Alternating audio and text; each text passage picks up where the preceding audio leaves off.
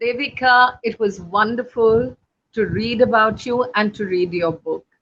Now, the mind game deals with something that's really serious. Your emotions, our emotional quotient, EQ, how to discipline our mind and emotions in order to lead a happier and better life. What made you choose this subject for your book? I have been an avid reader of psychology and human behavior since my teenage, and I used to read a lot about how human behavior has changed across the generations, Yeah. and but the impetus of writing the mind game came in 2016 when I was in Delhi, and I used to read a lot about students committing suicide because of not getting good marks, or students facing a lot of peer pressure and thus ending their lives.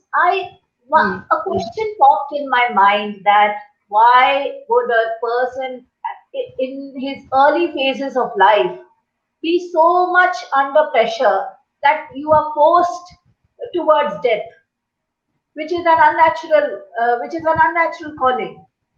Yeah. Then I started doing my deliberate research, and for 1.5 years, I did my research. And through my own experiences, I have learned that if I respond and not react, I am a better individual and I can handle my life better. Because most of our reactions are impulsive. So what happens is it tends to make us do the wrong thing when we react on impulse. So it's better to train your mind, unlearn whatever you have learned in your childhood, and become emotionally intelligent. So I came to write this book. Okay. You said you started this in 2016. Yes, Just for interest sake, when was it published? 2018. 2018 it was published. Yeah. Oh, okay. Devika, the mind game almost reads like a lesson in psychology.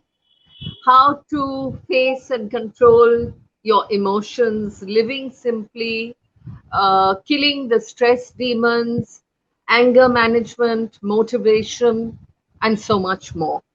Now, I wanted to ask you, what kind of feedback have you got on the efficacy of what you've written? Uh, you've written in your book that Einstein said, any fool can know, the point is to understand. And incidentally, I'd just like to hold up the book.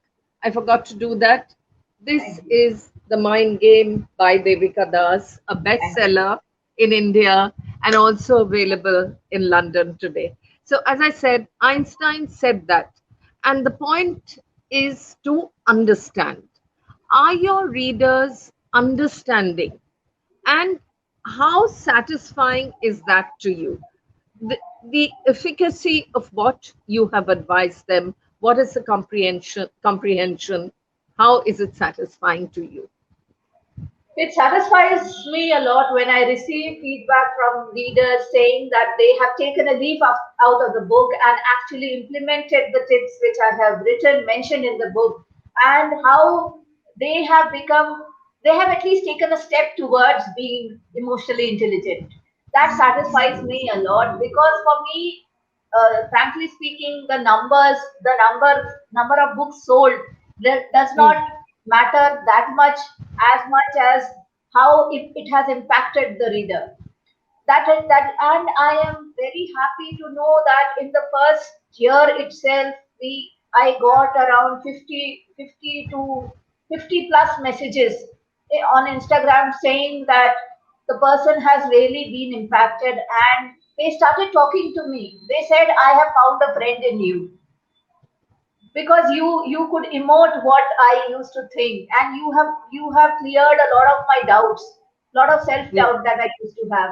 That was so Yeah. satisfying, and that was very liberating for me that I could write something which would at least make an impact on the reader. So it is extremely satisfying. Yes.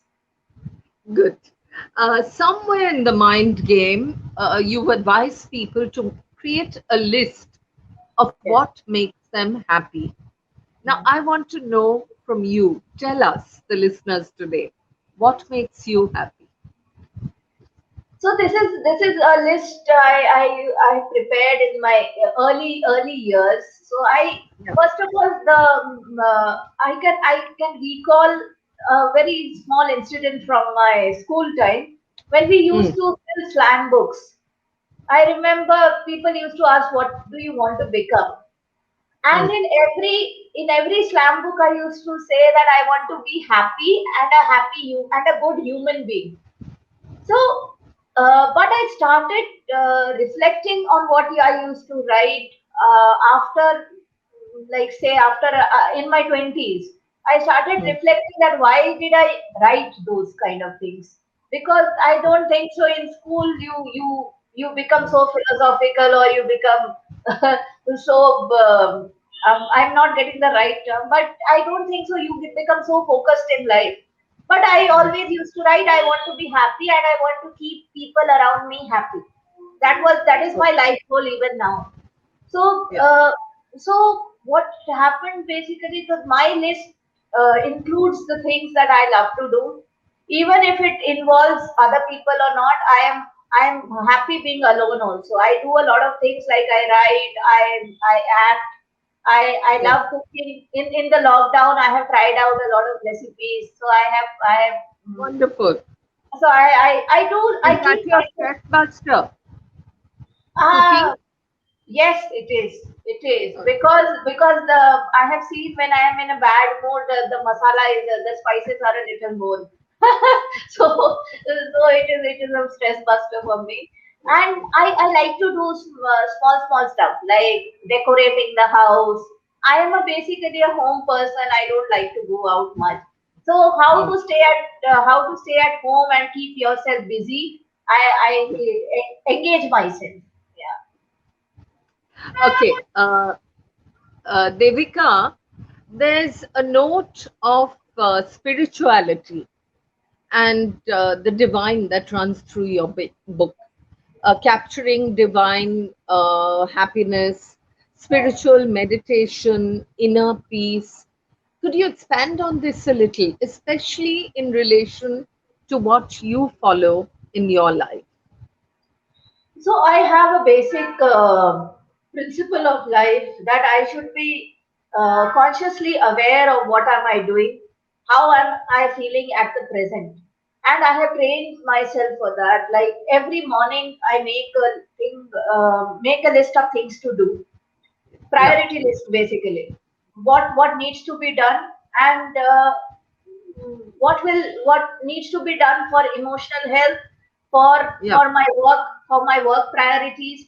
So I have different lists, and I have a checklist. So I run through the checklist, and if all the items get ticked, I am very happy that day. And spirituality, I believe in one thing, that meditation is not just closing your eyes and remembering God. That is not meditation. What I feel yeah. is whatever, anything, any activity in which you engage, if you focus on that, that is meditation. For Yeah. example, whatever, And you like I talk talk, about breathing. Yeah, yeah. So not only like focused breathing, or even that I am talking to you now, I am yeah, mentally present. I am not distracted in my mind. I don't have yeah. thousand things running in my mind. I am Hmm. talking to you. That is the only thing which is true now. So Yeah, I have trained my mind that focus only one thing on at a time. So yeah, that took deliberate training for me. I used to get very distracted earlier, but now hmm. I have sorted out my life, and I feel very very liberated, because now whatever other external factors are present, they don't Yeah. distract me from whatever activity I am engaging in. I think that is the biggest lesson I have learned from life. And I think spirituality has also helped me become know about myself, know about my weaknesses, weak moments, how I'm acknowledging my emotions. I think spirituality has helped in it because whenever I feel elated or I feel extremely low, Hmm. what I do Hmm. is I just close my eyes and just focus on why is that feeling occurring. Why am I feeling so? What is the reason? So I have become lot more analytical, and I reason out things before taking the next step. So that has And helped. in fact, you have taken that thought forward in a lot of chapters. For example, at the workplace, in your relationships with each other, that you need to focus, you need to listen, you need to concentrate on the other person, on the Yeah. situation. Okay, what you're saying through your book essentially is that we all need to look for the potential divinity within each one of us. And Rumi said that if light is in your heart, you will find your way home. Yes. So, of course, this can cover an entire book, but in a few words, tell us, what do you think is the best way of tapping into that potential divinity that is within us and making the most of it? I believe that I start my day by saying that I will give my 100% in whatever I do. And before going to bed, I just tell myself that, okay, I tried my best. Yeah, I may not have got satisfactory outcomes, but yeah, it's okay. The day has gone. There is another day to come tomorrow. So don't be upset. Every yeah. day has its own lessons.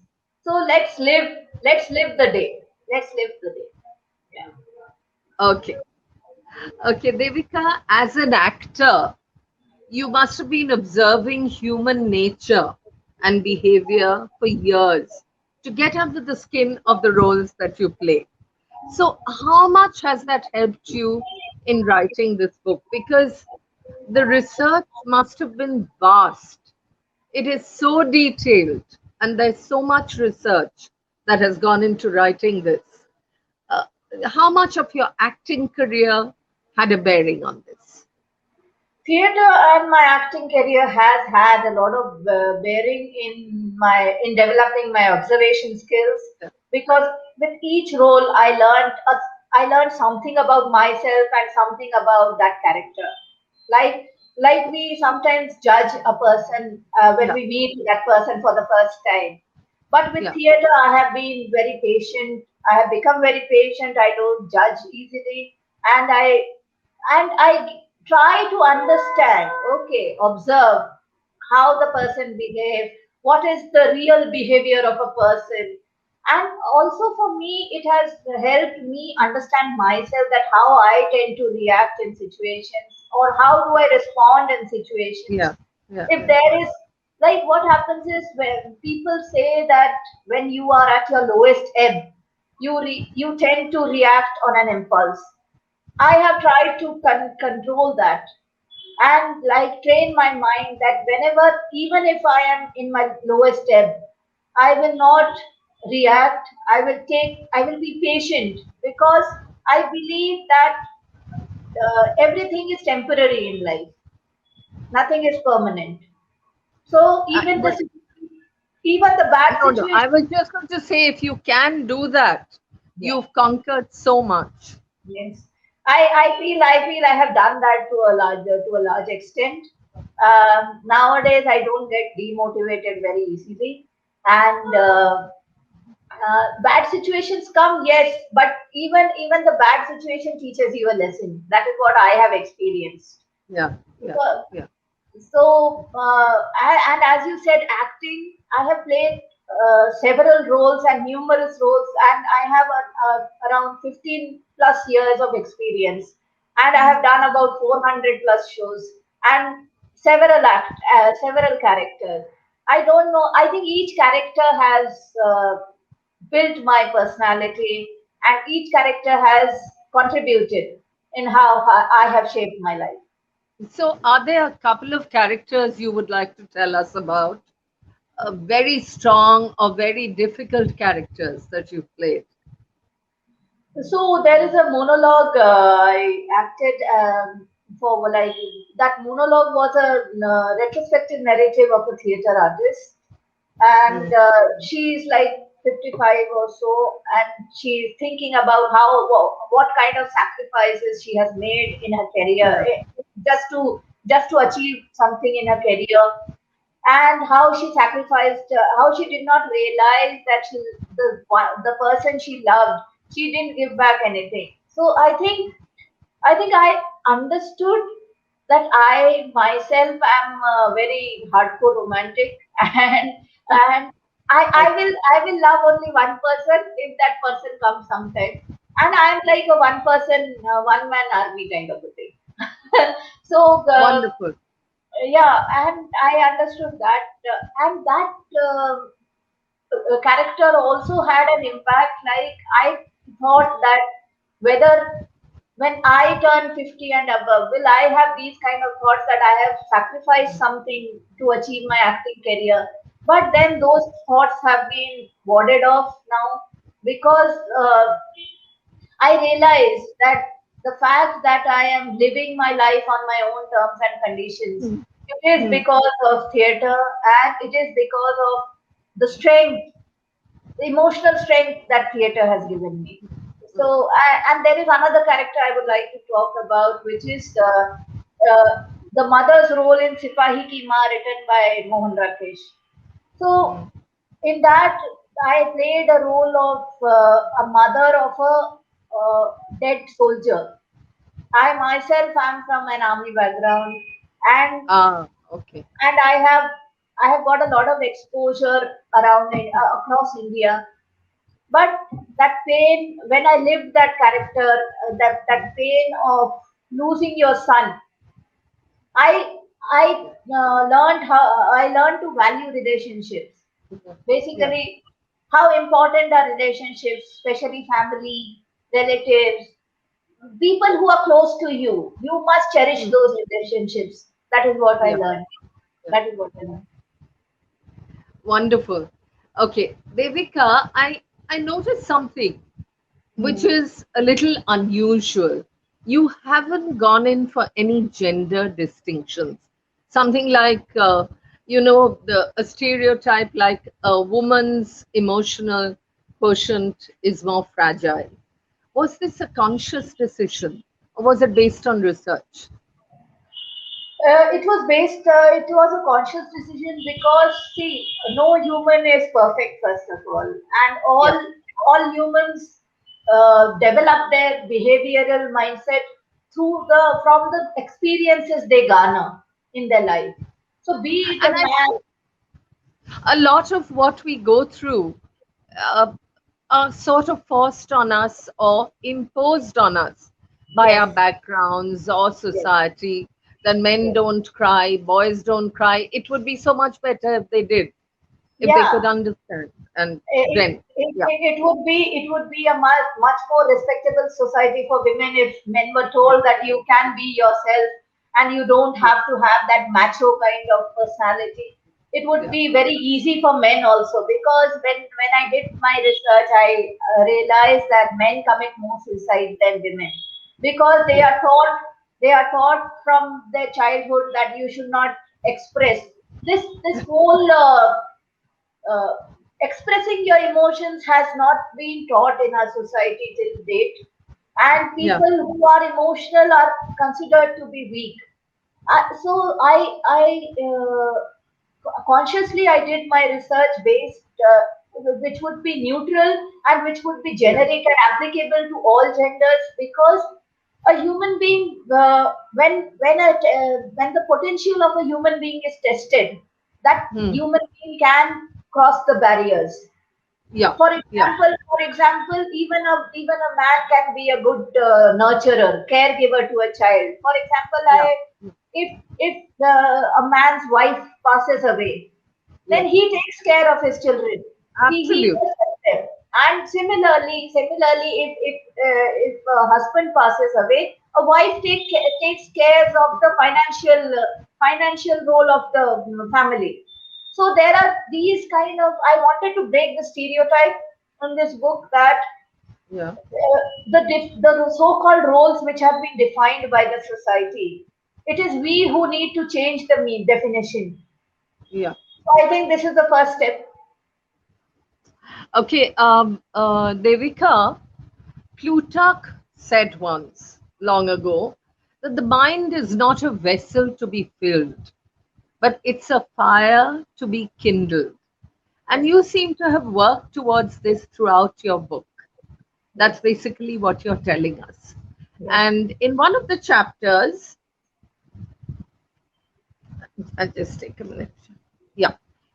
You said that we must ask ourselves, who are you and what are the goals in your life? I want to ask you that question. Who are you and what goals do you have in your life? For our listeners today, I think it's very important to know that. I am a free-spirited, emotional person. I love humans. I love to spread positive vibes. I'm a Mm. positive person. And uh, goals of life, as I said, I want to stay humane. I want to stick to the ground. And okay, ambitions are there, but I am realistic also that okay, which goals can be fulfilled, and I have a timeline of I have a wish list. I am a traveler, so I have a wish list of places where I want to travel to. So because of the lockdown, I couldn't travel last year, and I And don't you won't be able to expect. travel this year either. Yeah, so these 2 years I have to compensate. Yeah. Yeah. Whenever the time comes, I will Yeah. travel a little more. So, and I think traveling has also Okay. helped me explore places and learn about Indian culture, and I Yeah. love meeting new people. I love meeting new people. I get uh, I get to learn a lot from people, and I don't Yeah. hesitate to do that. Okay. Devika, you've used a very interesting device in your book. You've illustrated in a lot of places the points you're making with short stories. So obviously, you have an interest in writing stories. Yes. So, have you thought about writing short stories or a novel? Is that something we can expect from you? Is that a genre that excites you? So I have contributed stories for anthologies, multiple anthologies. I tend to one day I will write a like Yeah. anthology of short stories on a particular theme. I am still finalizing the theme because I'm not getting the right. None of the themes are attracting me much right now. I am not in that mindset right now where something is attractive, but Okay. definitely I would like to write short stories on a particular theme and publish a book, publish a novel with like say 20-25 short stories and Okay. an anthology of that. Yeah, I would like to do that. Okay. Now that you've written something in Hindi, you've written a short story in Hindi.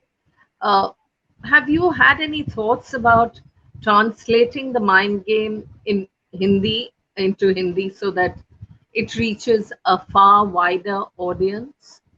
Is that something that is on the cards? I have got requests but I have got such requests to translate the mind game into Hindi. But before doing that, I want to see what is the reception for the short story, because only then it will give me the motivation that okay, there are people who will read in Hindi. Oh, Something a tip for the writers here, mm, that mm, getting an audience base is getting a reader base is time mm, consuming. You need to be patient and really see how your book is doing, and it takes somewhere between 1 to 3 years.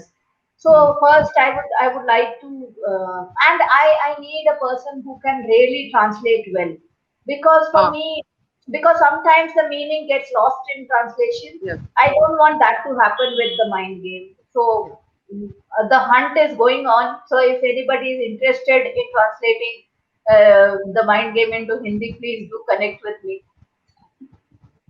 Wonderful. There's an offer from Devika for her book, The Mind Game. Devika, we've talked about, you have talked about many forms of relationships in your book, the workplace, personal. But I think what you said is that the most important relationship is the one you have with yourself. That's the one that will dictate how you have relationships with other people.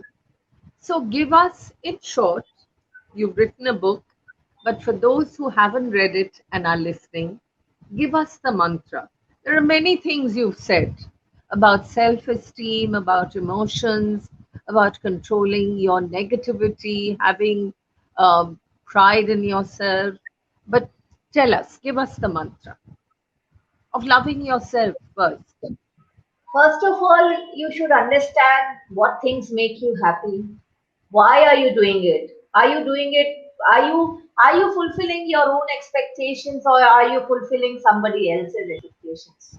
This Yeah. is a major question which people should ask if you want to practice self-love. Is it your Mm, own motivation that you are doing it? Or is it somebody else who is being benefited from that? Or like what is the motivation? Why are you engaging in any activity? And mm, the second thing which I believe myself is be kind to yourself. Don't judge yourself that whatever you have done, even if you have committed a mistake, be kind to yourself because it is human to err, and only humans make errors. You are a human being. Be kind to yourself. It okay. You might have like I'll give a small example. In my whole career graph, uh, as an actor, when I started at the age of 20, when I started, mm, uh, at that time I used to have a lot of self doubt whether I would be able to do it or not. Why am I doing it? I'm not earning money. Other people are mm, earning money. Other people are well settled. I used to have those mm, kind of thoughts. mm, It's very natural to have those kind of thoughts. mm, mm, But gradually, when I started experiencing that, okay, there is some kind of a self awakening, or I feel, I feel that I feel somewhere connected to that stage. I feel there is a connect that whenever I go on the stage, I am in some other another world. So mm, I used to ask myself, do you want to continue this? Or do you want to stop it just because it does not have any monetary return? mm, The answer always used to be that no, I will do because I love it. There was a lot of opposition from the family, obviously, because I said that I have skipped my classes, I have skipped my like I have taken breaks from college and gone for rehearsals. So there was a lot of I won't say opposition directly, but there was a lot of demotivation. That why are you doing it? What is it reaping? What will you do after becoming an actor? But the kind of self fulfillment that I feel now, I feel I have fulfilled myself as a person. I feel that I'm satisfied. I think that feeling of yeah. being satisfied has come because I was kind with myself. I gave myself that much time. That okay, take time. Maybe now or later you might understand that what has happened is right for you, because that is your true calling. So never leave anything just because somebody else is saying. If you have Absolutely. the passion, if you feel a strong vibe doing that activity, continue doing it. Don't never leave it, because what happens is even the meaning of success is defined in a very stereotypical fashion here in the society. You are measured according to the amount of wealth you have. Do you have a car? Do you have a stable job? Do you have you got married at the right time or not? There are a lot of factors which factors of being successful, which have been set by the society. I have not followed any factor, and I think that's why I'm very free spirited. I I think what comes through is the very important point that everyone's needs are different, their abilities are different, and self realization and assessment is the most important. Yes, Money was not important to you, to another person. That insecurity that comes with not having money may be all important. correct. But I wanted to ask you that did your family come to accept what you did? Are they? I'm sure they must be proud of you now. How did the process happen? And you're also an IT professional. So how do you balance this love of yours of acting, for acting with your IT career and your writing? So even I would like to cite the example of how my professional career also carried out. Like the first 3 years were very unsure. I was very unsure of what kind of job I want to do because I used to keep switching jobs every 3 months, 6 months. So I was so my parents, my mother was very anxious that okay, what will you do if you don't get a job? You will I will get you married because I don't know. And you I don't might just know. keep changing husbands also once every 3 months. She said she was very concerned about my fickle-minded nature, and Yeah. uh, so I got an ultimatum from my father that okay, you have because all my family members, including my relatives, are at least minimum masters level education they have achieved. So I had to carry on the family trade. I said, Hmm. okay, Dad, you give me, Baba, you give me one year. I will try and apply for acting institutes and all. If I don't get there, then I will do prepare for MBA. That was my condition. So my father never came. My father never came to watch my theater performances till very like till 2000. After 2012 or 13, he started watching my performances. Before that, he was like, okay, it is just a hobby. She will get over this. She will get over this, and she will focus on her life.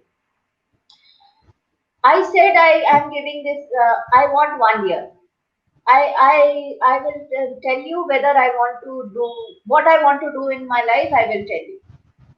Then 1 year I applied for FTI. I applied for NSD. I applied for SRFTI Kolkata also, Satyajit Press Film Institute.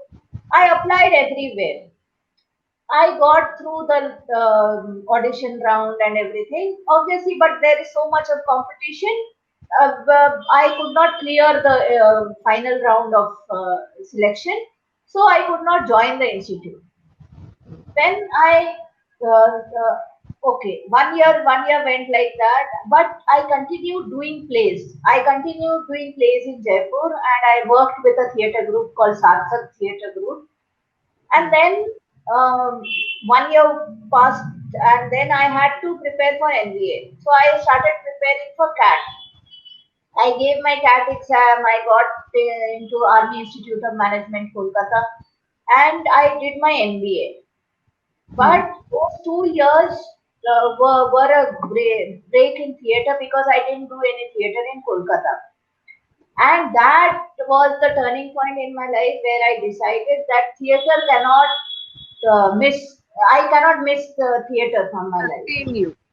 Yeah, theater has to continue because I missed theater for 2 years, and then I again came back to Jaipur. I worked along with my work. I balanced my timings of office and my theater, and all the theater rehearsals used to take place after 7 o'clock. So I used to go after my office. I used to go to practice. So like even now I am in Hyderabad. Everybody knows. Even my office people know that if I have a production, if I have a production due, then my office timings after office hours, I will be going for theatre rehearsals. That Yeah. everybody knows, my manager also knows. And I am very lucky, I won't say lucky, but I have been very fortunate that I could convince my peers, I could convince my people at office that okay, I will not মানে বলে যেটা ফাঁকিবাজি করব না. I will Mm. work efficiently at office. During office hours it will be office work, but after office hours I want my personal space. I was very clear in my interview itself. With the HR only, I told my HR that this is the condition I have. And luckily nowadays I the suddenly can't hear you. hello, can you hear me? Yeah, can you hear me? Uh, I can't hear you. Okay. Should I? One minute. Can you hear Yeah, me? yeah, I can. Is everything clear? I can't hear you at all. One sec. From your side, there is a little weak network. I Can you don't know what's reconnect? happened. Can you reconnect? Mona, can you hear me? I can hear you. Oh, Indrila, Yeah. do you want to go out and come in again? Maybe that will The work. mic's on, everything's on. Can you hear me, Indrila? No, Okay, it doesn't matter. I let me go ahead and ask you the questions I wanted to before we have to end. That's pretty soon. Being involved with the arts myself, I found your chapter on the use of creativity and the arts to deal with anger and distress really interesting. Would you expand on that a bit? So, creative arts is a I'm really feeling bad about this. creative arts is a process where mm, you internalize and you focus on the art form, be it painting, be it dance, be it theater. Why I like theater is is a combination of music, dance, and dialogues and narratives. So, creative arts, what it does is basically it helps you get distracted from what is troubling you, and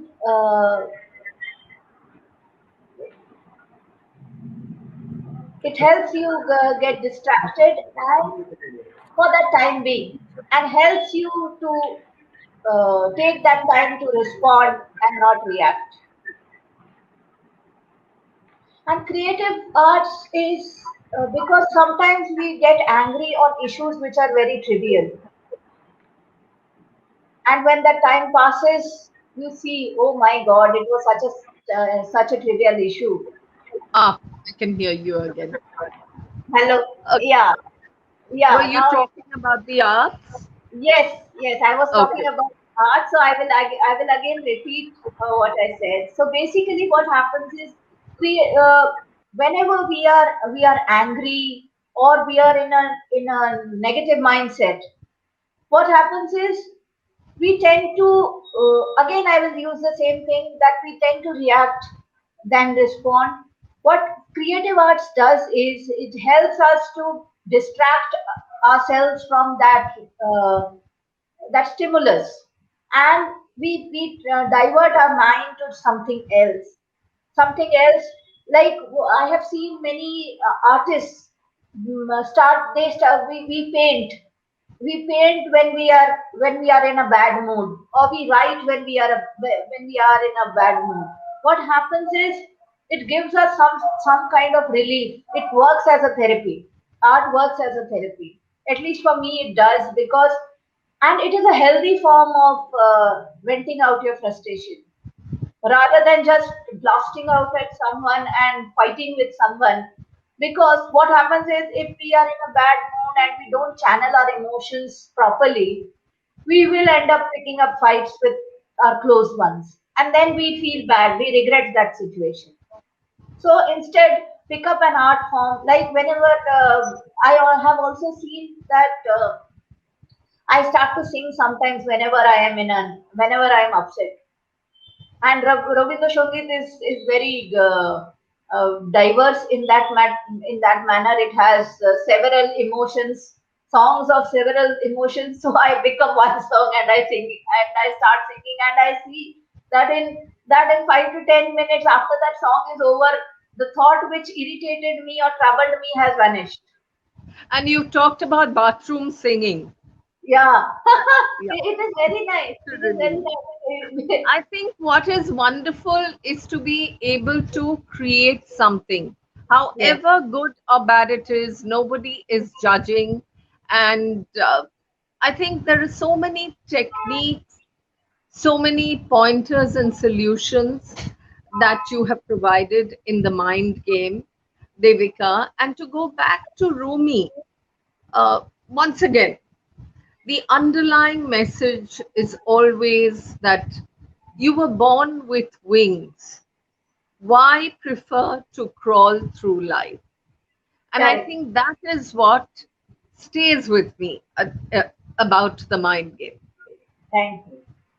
It's In fact, that's definitely. the wonderful message of positivity. And I think we just have a minute left. So, Mona, I'll hand it back to Mona to do the uh, conclusion. But thank you so much, Devika.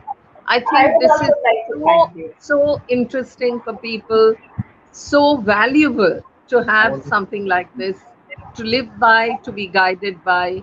I did want to ask you other questions like, what if a person just can't get out of all this? What do you do? But I think we'll have to wait for another session for that. Mona, over to you. Thank you so much. No formalities, but from my heart.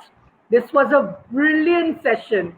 I listened to every single question very, very carefully. And Devika, you were brilliant.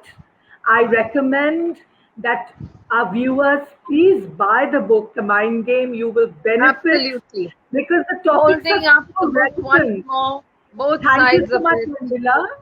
Yes, the topics are extremely relevant and it's very, very well written, and you'll enjoy reading the book.